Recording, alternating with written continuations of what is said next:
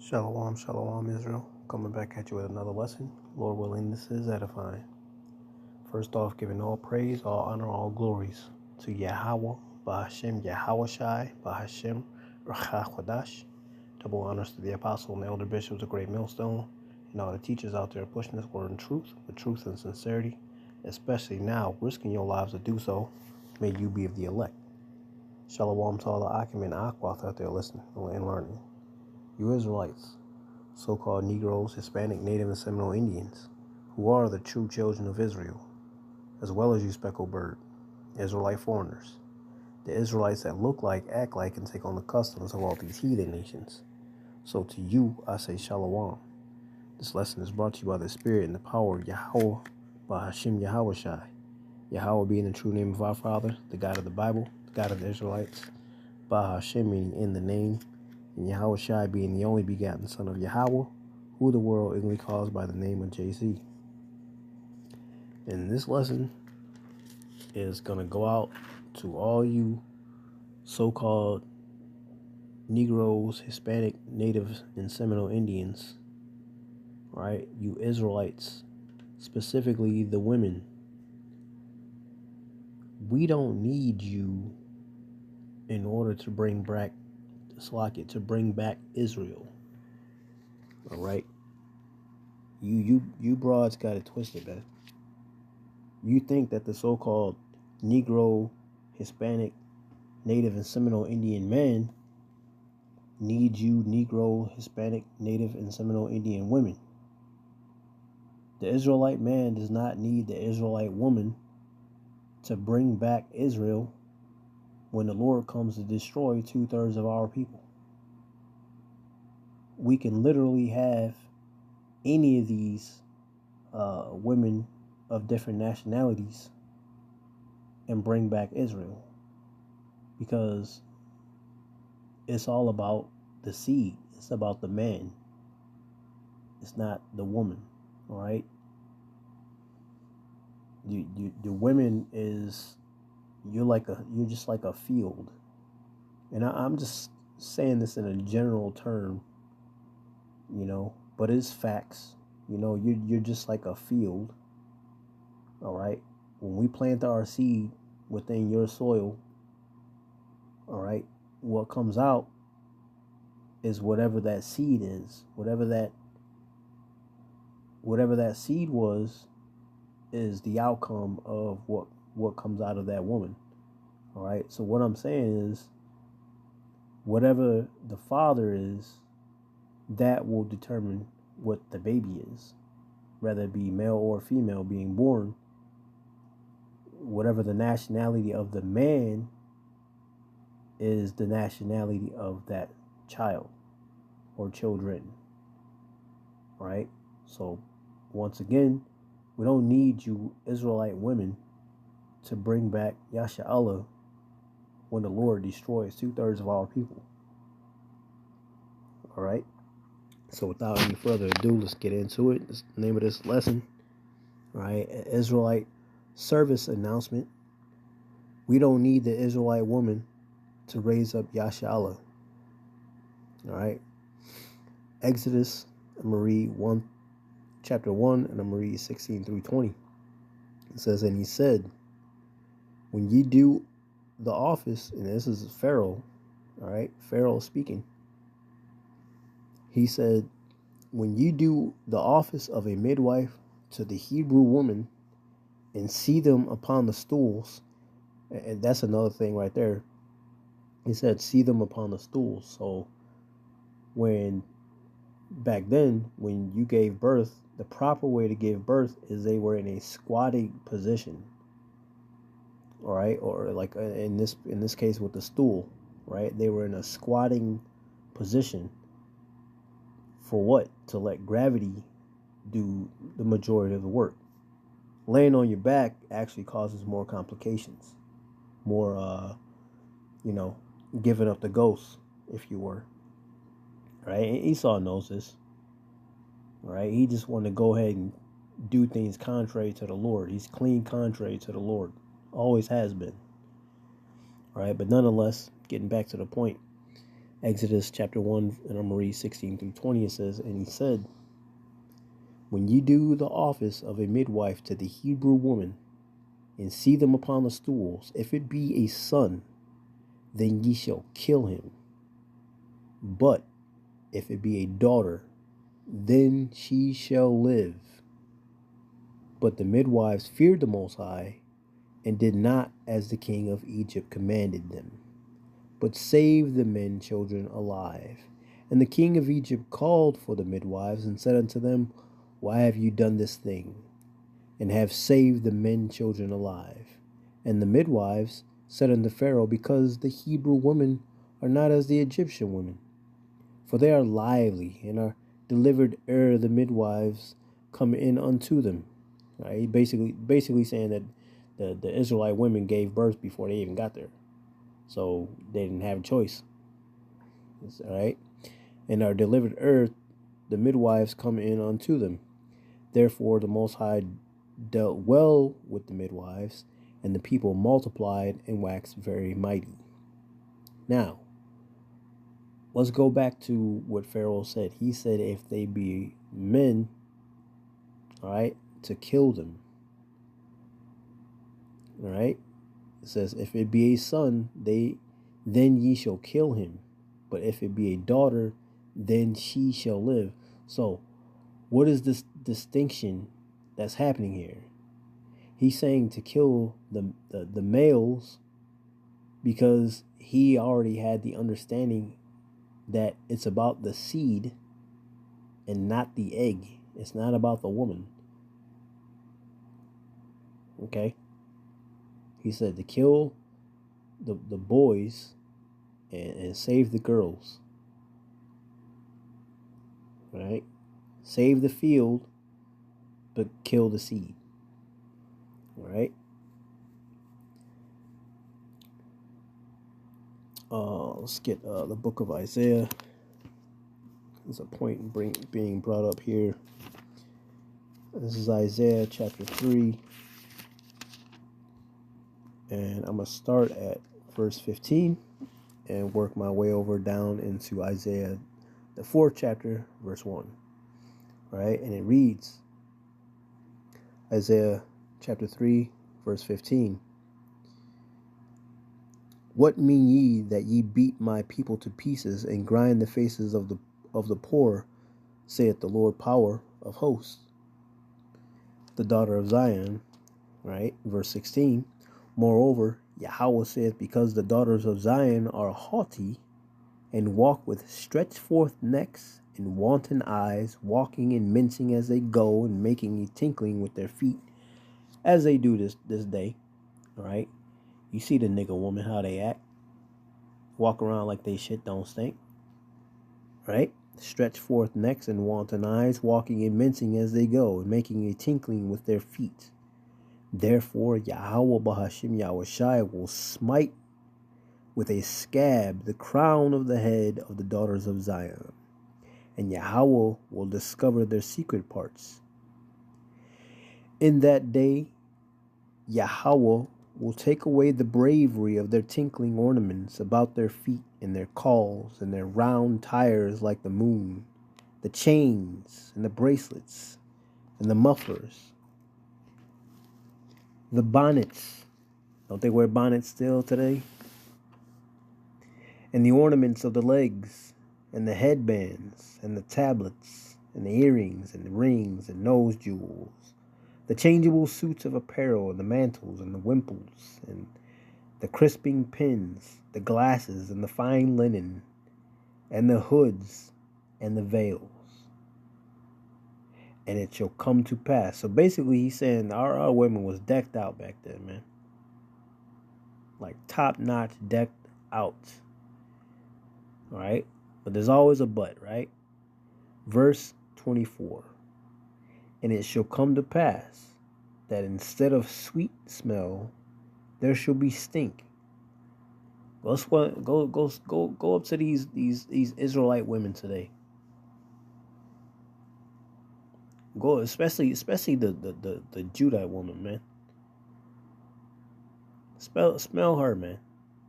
She gonna smell like funk and baby wipes or funk and some type of perfume, trying to mask her stink, as this is speaking about.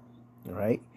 It shall come to pass that instead of a sweet smell, there shall be stink, and instead of a girdle, a rent, and instead of well set hair, baldness. Ain't they quick to wear lace fronts and all that shit these days?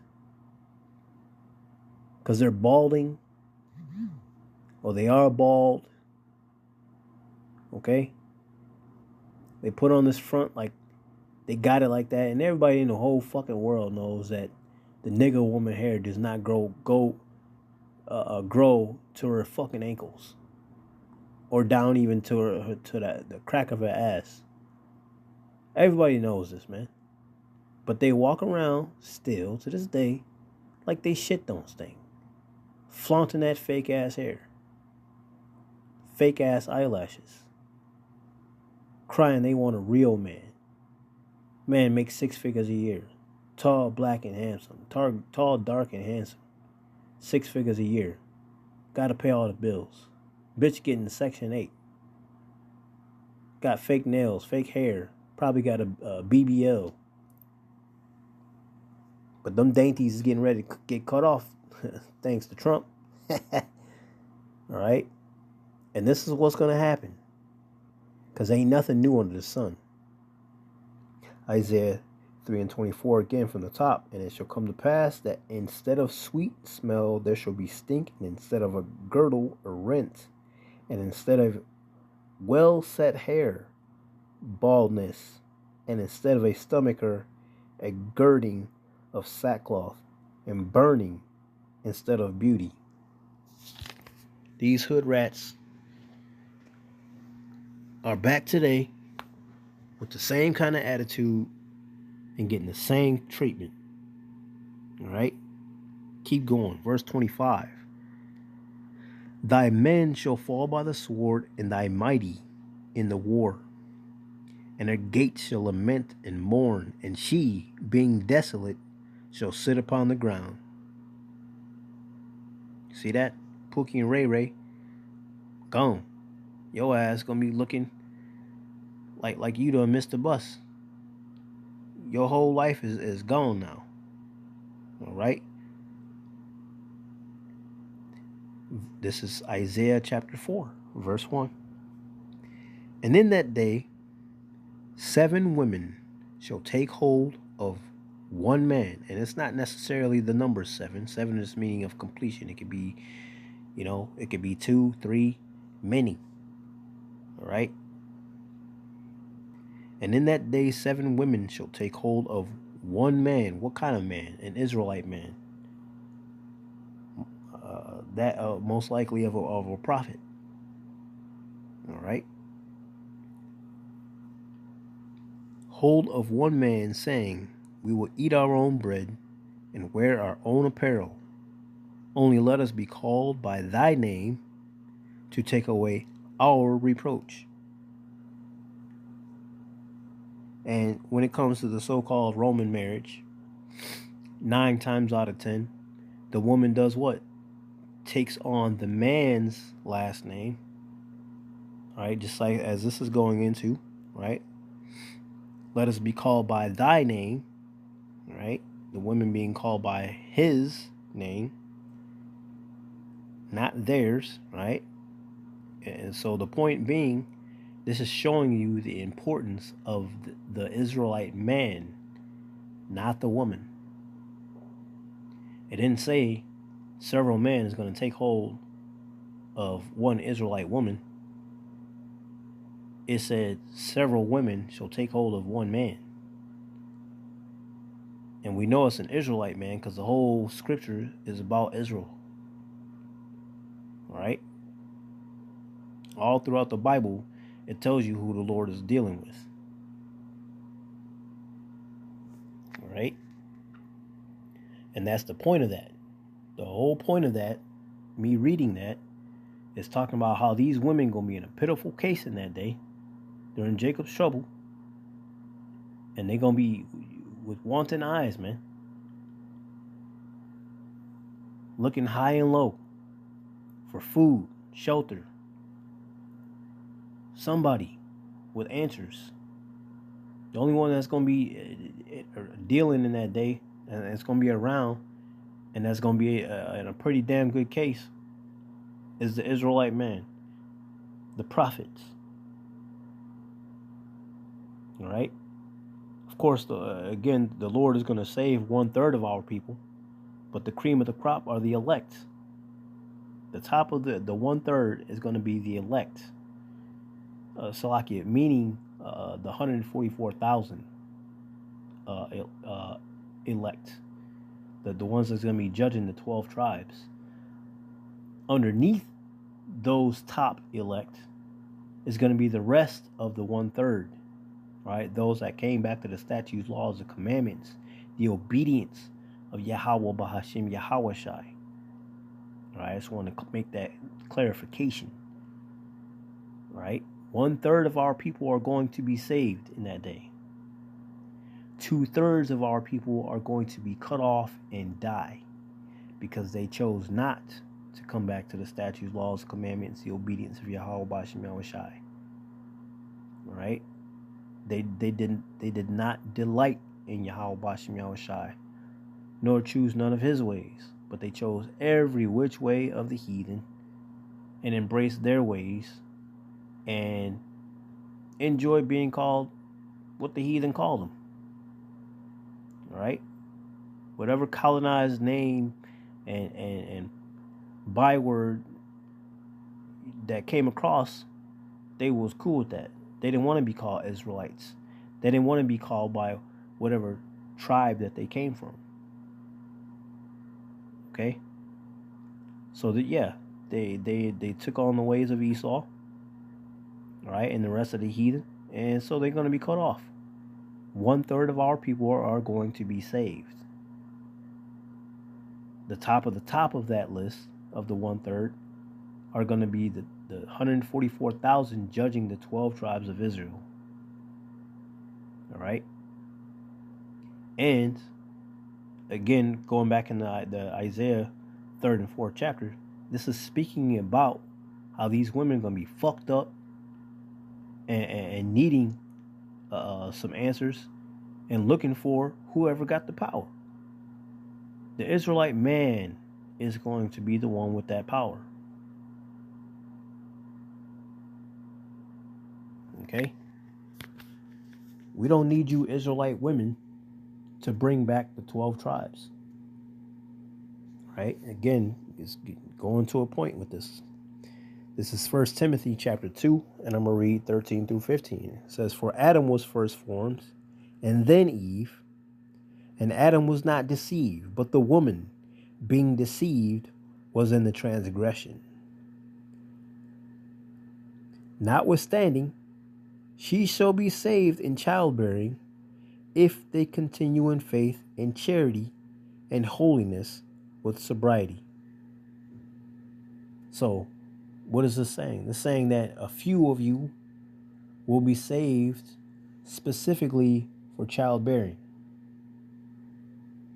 And it's going to be very, very select few of you, because we already know a lot of you Israelite women are hard-headed. All right? You think you know it all. You're very proud, very arrogant. All right? And at the top of that list, again, the word pride. The Lord fucking hates pride, man. And you Israelite women are the most proudest.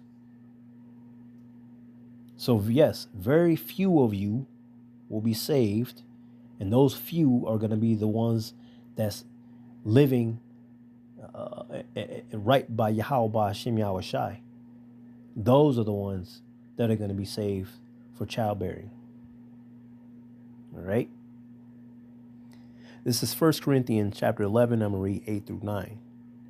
"For the man is not of the woman, but the woman of the man. Neither was the man created for the woman, but the woman for the man." The woman was made to be a helpmate, a servant to the man. Y'all got it fucked up these days, man.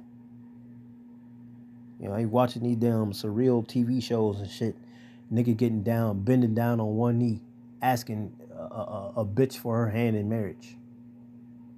It should be the other way around. If you knew, all right, or had a little bit of an understanding as to what it is to be an Israelite man, you don't bow down to no woman. You are the prize. She is not. Right? Unless that woman only slept with just you and only you, she is nothing to marvel at. The Israelite man, being of the so-called Negroes, the Hispanics, the Native and Seminole Indians, the Israelite man is the prize, not the woman. It's all about the seed, not the field. We can have any one of these females of any of these nations to bring back Yasharahla, because it's about this. It's about the seed of the man. All right, and let me real quick. Let me prove that. Let's go to the book of Numbers.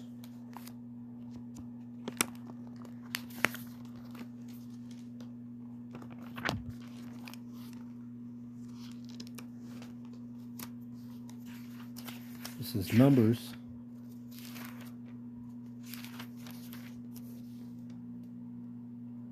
And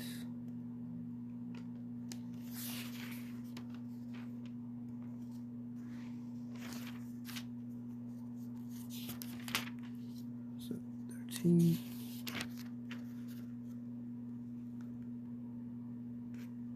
Hold on.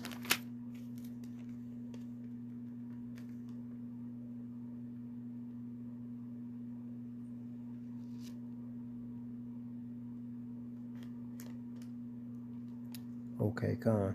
I'll use Numbers 13, and I'll start at verse 1. It says, "And Yahweh spake unto Moses, saying, Send thou men, that they may search the land of Canaan, which I give unto the children of Israel.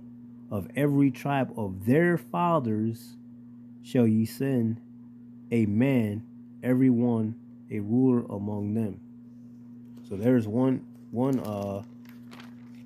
aspect of that. And then there's, let's see, there's a better one that I'm looking for.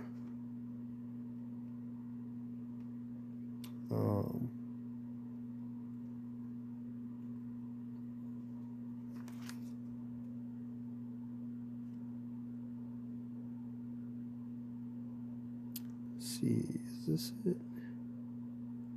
Hold on, real quick.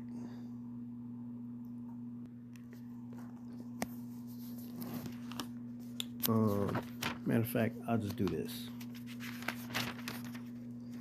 This is Numbers 1, and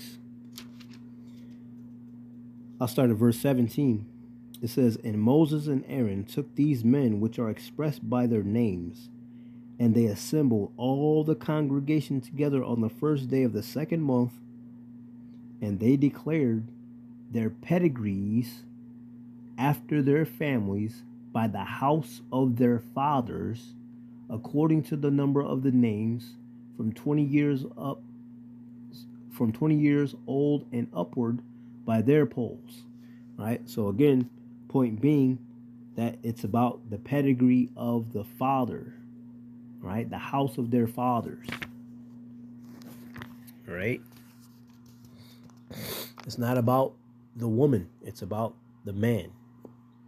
All right? And I'm going to read this one more time. This is 1 Corinthians chapter 11. I'm going to read 8 through 9. "For the man is not of the woman, but the woman of the man. Neither was the man created for the woman, but the woman for the man." All right. And then something else I was going to bring out.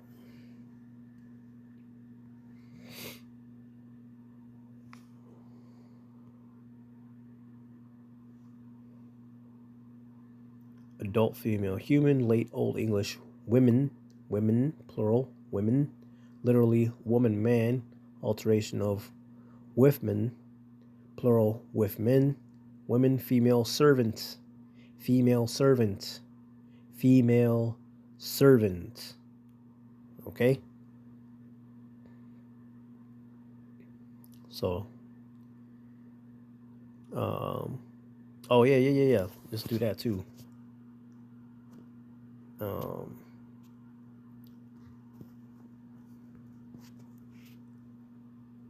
Going to that.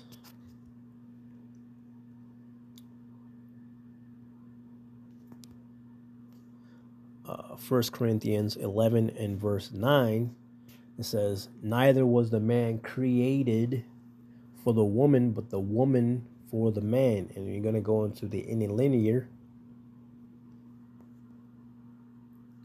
Created to make habitable, to people a place, region, island, to found a city, colony, state, to create, of the Most High creating the worlds, to form, shape, i.e. to completely change or transform.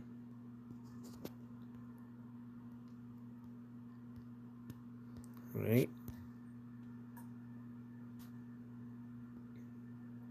Just want to just go into that. Sirach, chapter 36, verse 24. He that getteth a wife begetteth a possession, a help like unto himself, and a pillar of rest. Again, going back to this. Created. Let's go to the Strong's definition. Through the idea of proprietorship of the manufacturer, to fabricate, i.e. found, form originally, create, creator, make. All right. And then the origin, the root, to acquire, get, or procure a thing for oneself, to possess, to marry a wife. Right? But key thing here is to possess. Right? Let's go into the word possess. To have a property, to have as property, own, to have under one's power or control, to have as a quality, characteristic, or other attribute. Okay? So the woman was made for what? All right. 1 Corinthians 11 and 9, it says, neither was the man created for the woman, but the woman for the man. The woman was created a possession for the man. All right. Just as we saw, again, with the Ecclesiastes, also known as the book of Sirach, chapter 36, verse 24. He that getteth a wife beginneth a possession, a help like unto himself, and a pillar of rest. Okay?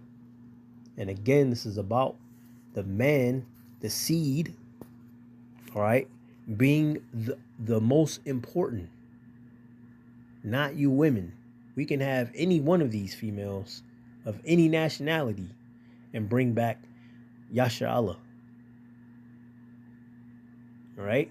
So you need to sit your proud asses down, humble down, find you an Israelite man, all right, that's lifting up the names of Yahweh and Yahweh Shai, and came back to the statutes, laws, commandments, the obedience of Yahweh Bashim Yahweh Shai. Be with that man and shut the fuck up. Be his peace, not his headache. Or you're going to find yourself on the receiving end of that business. Meaning joining ranks with the 2/3 that's going to die. Humble down in these last days, because guess what? Jacob's trouble is here. Buckle up. Lord willing, this was edifying, giving all praise, all honor, all glories to Yahweh, Bahashim Yahweh Shai, Bahashim Rakakwadash. Double honors to the apostles and the elder bishops of Great Millstone, and all the teachers out there pushing this word in truth with truth and sincerity, especially now risk your lives to do so. May you be the elect Y'all better stay prayed up, repent, and above all. Kwam Yasharahla. Shalom.